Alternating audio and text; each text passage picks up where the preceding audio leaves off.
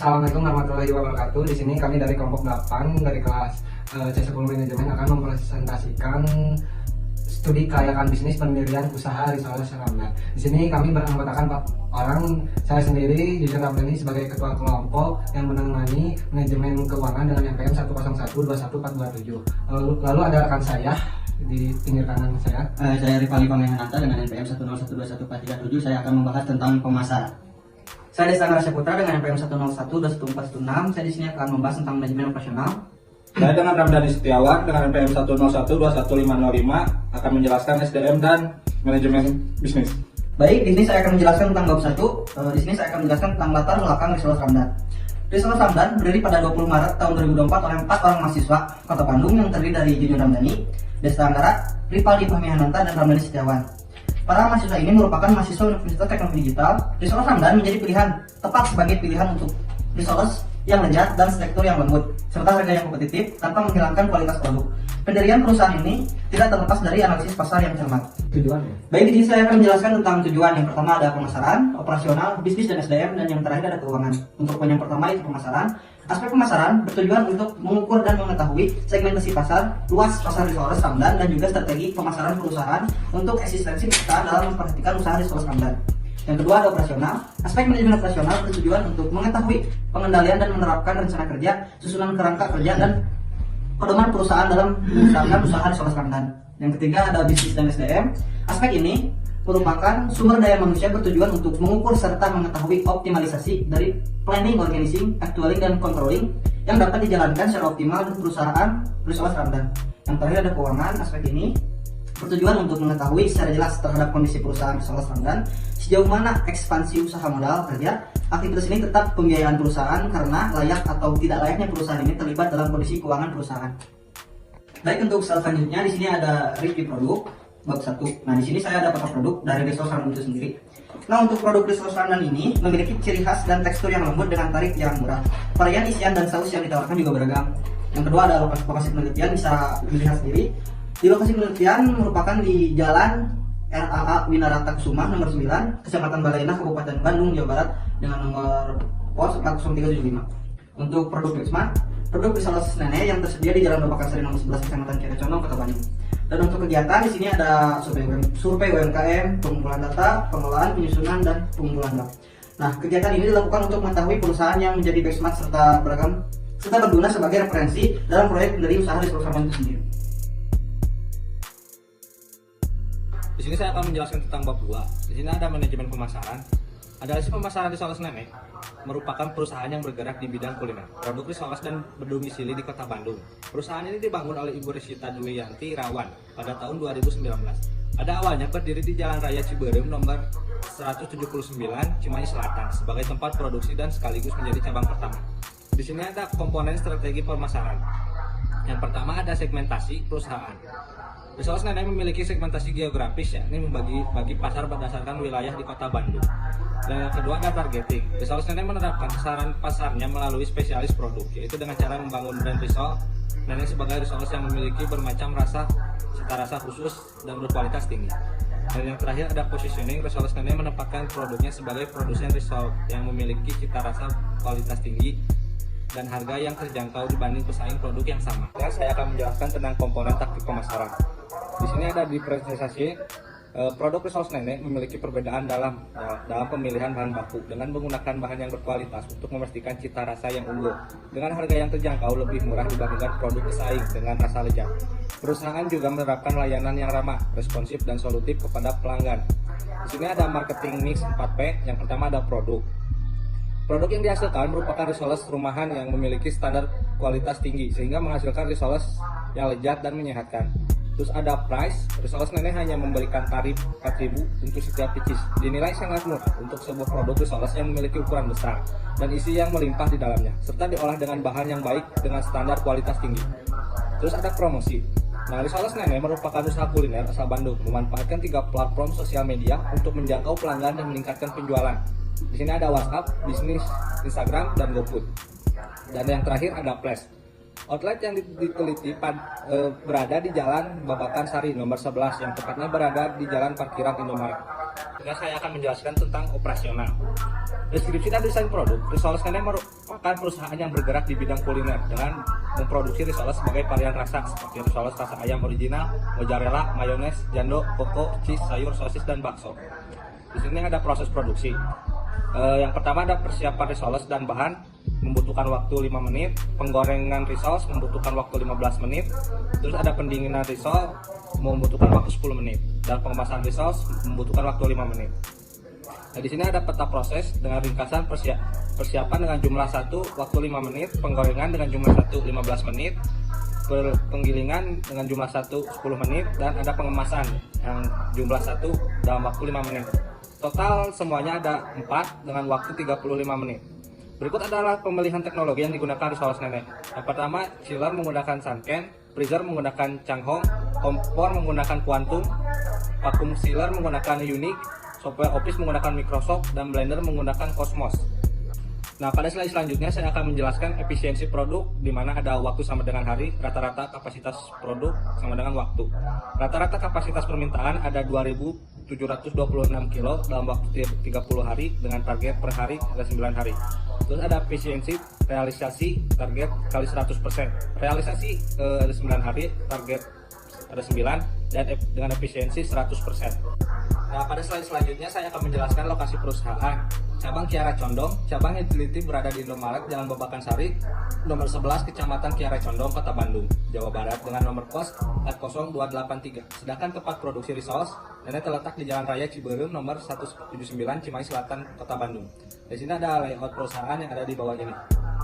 Di sini ada manajemen bisnis dan SDM. Dan yang pertama ada perencanaan. Perencanaan yang dilakukan oleh perusahaan Risoles Nenek dengan melakukan analisis pasar, membuat antisipasi dari setiap kegiatan yang akan dilakukan, menilai serta mengukur resiko yang akan terjadi dalam kegiatan maupun operasional, dan melakukan evaluasi jika kegiatan tidak berjalan sesuai perencanaan. Ini ada komponen. Yang pertama ada visi perusahaan, menjadi perusahaan yang dapat menciptakan dan menjaga makanan tradisional untuk bisa merambat dan berkembang hingga kancah internasional. Di sini ada misi perusahaan. Yang pertama tetap menjaga kualitas dan kerahasiaan dari Risoles Nenek. Yang kedua memberikan pelayanan yang cepat, responsif, tepat, terukur untuk seluruh pelanggan. Dan yang ketiga menjaga kepuasan pelanggan tanpa mengabaikan kualitas makanan. Dan yang keempat memperkenalkan UMKM lokal untuk sampai di kancah internasional. Di sini ada perorganisasian. Di dalam melaksanakan perorganisasian di perusahaan Risoles Nenek, owner secara langsung akan menentukan arah perusahaan, visi serta misi yang dapat mewujudkan tujuan perusahaan di masa yang akan datang. Di sini ada struktur organisasi, ada owner atau co-founder, yang Ibu Resita Dewianti, ada divisi marketing dan 2 karyawan. Dan yang terakhir ada pelaksanaan. Di dalam melaksanakan kegiatan perusahaan, owner Risoles Nenek secara penuh akan bertanggung jawab dan mengawasi jalannya kegiatan maupun operasional. Perusahaan owner dapat memberikan kegiatan perusahaan jika dinilai ada kesalahan. Mungkin sekian dari saya. Terima kasih. Nah, kita lanjut ke bab 2, investasi dan penyusutan. Di investasi untuk Risoles Nenek ada 22.077.000. Lalu penyusutannya 2.906.000 dengan aset non produksi penyusutannya 2.398.000. Lalu penyusutan aset produksi 508.000. Lalu total akumulasi penyusutan kita ada 17.441.000. Di sini ke modal kerja operasional yang pertama bahan baku Risoles Nenek 97.600.000. Lalu biaya tenaga kerja langsung total 12.884.000 dengan biaya overhead 7.514.000. Lalu total biaya administrasi umum 97.611.000 dengan total modal kerja operasional 118.010.000. Lalu ada harga pokok produksi dengan total 110.497.000 dengan harga pokok penjualan kita mendapat Rp2.199, harga jual Rp5.000 dengan laba per unit 2.800 dengan persentase 56%. Ada laba rugi kita total 114 juta dengan penjualan 251 juta, harga pokok penjualan 110 juta, penjualan bersih kita 140 juta. Lalu arus kas kita ada total 547 juta dengan kas awal kita 500 juta. Lalu posisi keuangan ada 147 juta dengan aset tetap 36 juta. Lalu ada ekuitas kita total ada 147 juta. Terima kasih. Di sini saya akan menjelaskan tentang bab 3 pengolahan data. Ada manajemen pemasaran. Lalu ada analisis pemasaran Risoles Ramdan. Risoles Ramdan menerapkan analisis pemasaran agar secara efektif dapat meningkatkan promosi dan menjalankan meningkatkan efektivitas penjualan serta omset perusahaan. Lalu ada komponen strategi pemasaran. Yang pertama ada segmentasi pada Resource Ramdan menerapkan segmentasi geografis yang tertuju pada wilayah Kabupaten Bandung. Lalu ada positioning, ya menerapkan strategi pricing dengan harga yang relatif murah dibanding kompetitor yang lain. Lalu ada targeting dari target pasar Resource Ramdan, yaitu dituju pada masyarakat Kabupaten Bandung, sehingga dengan target nantinya akan ke seluruh area Bandung Raya. Lalu ada komponen taktik pemasaran. Di sini ada differentiation atau perbedaan. Resource Ramdan menawarkan harga yang dominan lebih murah dan terjangkau dalam hal kemasan yang akan dikemas secara eksklusif, menambahkan pendukung lainnya seperti stiker maupun gift lainnya. Lalu ada marketing mix 4P. Yang pertama produk Resource Ramdan secara digoreng dan ada bentuk projectnya juga. Lalu ada price Resource Ramdan mematok harga 4.000 hingga 5.000 rupiah untuk satu pieces. Lalu ada promosi. Secara promosi Resource Ramdan memanfaatkan 3 platform. Yang pertama ada WhatsApp, ada Instagram, ada GoFood maupun platform pengantaran makanan lainnya. Lalu ada Flash, yaitu tempat Resource Ramdan membuka cabang pertama di Jalan RA Wiranata Kusuma nomor 9, daerah Balai Endah, Kabupaten Bandung. Lalu ada manajemen operasional. Di sini ada deskripsi dan desain produk. Dari desain produk Resource Ramdan sangat sederhana dan minimalis. Perusahaan memproduksi risol sebagai berbagai varian rasa yang memiliki jenis seperti frozen food, dan frozen food sendiri memiliki kemasan khusus. Lalu ada Gencat. Ya, di sini Gencatnya ada penyiapan bahan baku, ada pencetakan kulit risoles, pembuatan topping risoles, pencetakan risoles, ada penggorengan risoles. Lalu ada pendinginan risoles dengan range waktu 20 menit hingga 120 menit. Nah, di sini total kita produksi 450 menit. Lalu ada total proses, lalu ada teknologi yang digunakan oleh Resource Ramdan. Yang pertama, freezer dengan merek Changhong. Terus kompor menggunakan Quantum, lalu blender menggunakan Cosmos. Nah, di sini ada efisiensi produk pada Resource Ramdan. Yang pertama, kita ada rata-rata kapasitas produksi 1543 kilo dibagi hari kerja 330 hari, maka target per harinya adalah 5 kilo. Rata-rata permintaan 1543 dengan harinya 330, target 5 kilo. Nah, di sini lokasi perusahaan. Pada slide lokasi perusahaan kita berada di cabang Jalan RA Wiranata Kusuma nomor 9, Kecamatan Balai Endah, Kabupaten Bandung. Di sini kita berdekatan dengan perempatan antara Angga Direja dan RA Wiranata Kusuma. Selanjutnya ada manajemen bisnis dan SDM, perencanaan. Nah, di perencanaan Resource Ramdan menentukan perencanaan secara diskusi bersama seluruh founder, lalu perencanaan itu direalisasikan kepada karyawan maupun anggota. Di sini ada komponennya ada visi misi perusahaan. Visi perusahaan menjadi perusahaan pelopor dalam inovasi produk risoles yang berkualitas dan dikenal luas serta dicintai oleh seluruh masyarakat Indonesia. Lalu misi perusahaan yang pertama, mengembangkan variasi risoles baru yang menarik dan memenuhi selera pasar. Yang kedua, menjaga serta meningkatkan kualitas bahan baku serta proses produksi untuk menghasilkan risoles yang enak dan sehat. Lalu 3, berkontribusi pada masyarakat dan menerapkan praktik bisnis yang ramah lingkungan dan berkelanjutan. Lalu yang keempat, meningkatkan kemampuan SDM melalui keterampilan, pelatihan, pengembangan dan program kesejahteraan. Di sini ada pengorganisasian secara Resource Ramdan. Secara langsung, founder yang terdiri dari 4 orang akan bertanggung jawab dan memiliki tugas dan tanggung jawabnya masing-masing. Di sini ada struktur organisasi kita. Founder utamanya Ripaldi Fahmi, lalu saya sendiri sebagai marketing. Lalu untuk produksi ada marketing ada Ramdhani Setiawan, lalu produksi ada saya sendiri Jujun Ramdhani dan Desa Anggara. Di sini pelaksanaan Resource Ramdan memiliki 4 orang founder yang akan secara penuh memiliki kewenangan.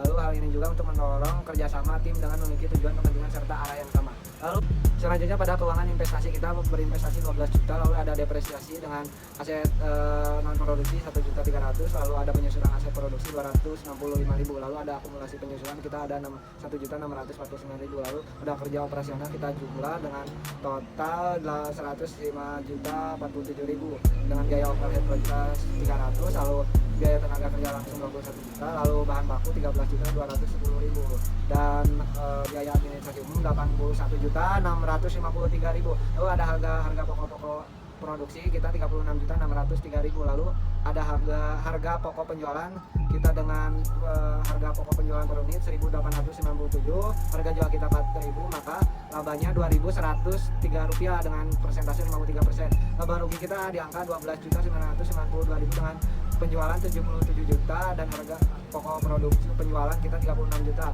penjualan bersih kita 40 juta. Lalu ada arus kas awal periode kita ada 40 juta dan kas akhir periode 81.544.000. Lalu ada laporan posisi keuangan kita total aset 21.564.000 dengan liabilitas 40 juta dan ekuitas kita di angka 21.564.000. Lalu total liabilitas dan ekuitas 61.564.000. Lalu ada BEP 37.732 rupiah, lalu BEP per rupiahnya 150 juta. Ada rasio likuiditas bisa dilihat dan solvabilitas, lalu profitabilitas dan aktivitas itu ada di layar. Lalu ada analisis kelayakan bisnis. Payback periode kita 3 tahun 1 bulan. Lalu profitability index kita 1,37. Lalu NPV kita 14.755.000 dengan IRR kita 24,14%. Terima kasih. Dari Vali Faminananta akan menjelaskan tentang bab 4 yaitu analisis SWOT. Yang pertama ada strength atau kekuatan.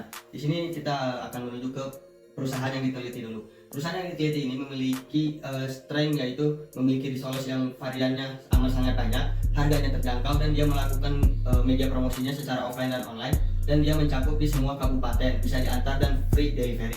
Lalu kita lanjut ke yang weakness atau bisa disebut kelemahan. Kelemahan dari si perusahaan yang diteliti ini, resource yang diteliti ini yaitu jangkauannya masih belum mencakup luas ke daerah kota. Lalu media online dan offline-nya pun belum berani mengeluarkan media yang besar-besar seperti mengundang influencer, mengundang tiktokers dan lain-lain. Kita lanjut ke opportunity atau peluang. Peluang di sini permintaan pasar yang terus meningkat itu menjadi alasan yang baik ke perusahaan ini. Dia terus meningkatkan jumlah produksi yang ada. Nah, ancamannya apa sih? Persaingan. Ancamannya ada di persaingan, perubahan konsumen yang cepat dan kenaikannya bahan baku. Jadi ada terus kenaikan bahan baku dari bulan ke bulannya. Jadi si bahan bakunya itu tidak tetap. Lalu kita lanjut ke perusahaan pesaingnya ya. Di sini kita akan membahas di strength terlebih dahulu yaitu kekuatan. Kekuatan dari pesaingnya adalah harga produk terjangkau, sudah memiliki nama yang besar dan juga sudah memiliki produksi yang sangat besar yaitu 2.300 kg per tahun ya. Lalu apa sih kelemahannya? Kelemahannya itu kurangnya branding di daerah kabupaten karena dia hanya memfokuskan di pusat kota saja. Lalu produk yang diteliti semua hampir ditiru oleh kompetitornya. Nah itu kelemahannya. Lalu peluangnya apa sih? Permintaan pelanggan yang sangat-sangat besar, bisa mencapai 10.000 kg per tahun ya. Kadang naik kadang turun. Membangun outlet baru itu peluangnya banyak yang ingin franchise terhadap perusahaan resource pesaing ini. Ancamannya itu persaingan kompetitor yang membanting harga. Lalu perbedaan harga dari kompetitor itu membuat perusahaan resource ini begitu sangat khawatir ya. Lalu kenaikan bahan baku yang sangat drastis juga karena bahan baku itu tidak bisa diprediksi dan tidak bisa diduga. Terus persaingan yang ketat dari kompetitor yang meniru usaha ini secara plek-plek. Baik, untuk bab 5 di sini ada aspek manajemen pemasaran. Untuk poin yang pertama, melihat dari analisis pasar, perusahaan belum sanggup memenuhi kebutuhan pasar dengan menguasai pasar produk resource. Hal ini tentu menjadi kerugian yang berdampak pada proses perkembangan perusahaan yang lambat. Untuk poin yang kedua, perusahaan menempatkan segmentasi pasar secara geografis yang berguna untuk mungkin itu saja analisis SWOT dari saya.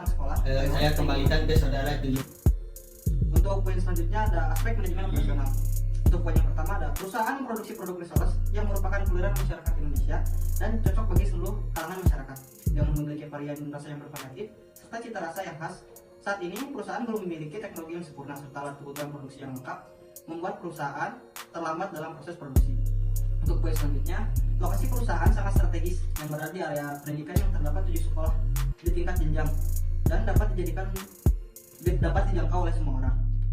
Untuk aspek selanjutnya ada aspek manajemen bisnis dan sumber daya manusia. Untuk poin yang pertama, perusahaan telah struktural yang jelas serta sederhana, visi misi yang terukur dan jangka panjang yang dapat berguna sebagai acuan serta motivasi perusahaan hingga masa yang akan datang. Pembentukan jabatan dalam struktural serta penentuan kompensasi yang diberikan sudah sangat wajar dan relevan. Dan yang terakhir ada aspek manajemen keuangan. Ada 2 poin. Untuk poin yang pertama, ditinjau dari laporan keuangan yang memiliki perusahaan dan proyeksi untuk 5 tahun ke depan, laba perusahaan terus meningkat. Dan poin selanjutnya, berdasarkan perhitungan kelayakan investasi dengan metode MPE, NPP, IRR dan PI, PB periode dan rasio-rasio keuangan seperti rasio aktivitas, rasio solvabilitas, rasio profitabilitas, dan rasio likuiditas dapat disimpulkan bahwa perusahaan layak untuk dijadikan dan dijalankan dengan diperkembangkan lebih baik untuk mencapai target visi misi perusahaan itu sendiri.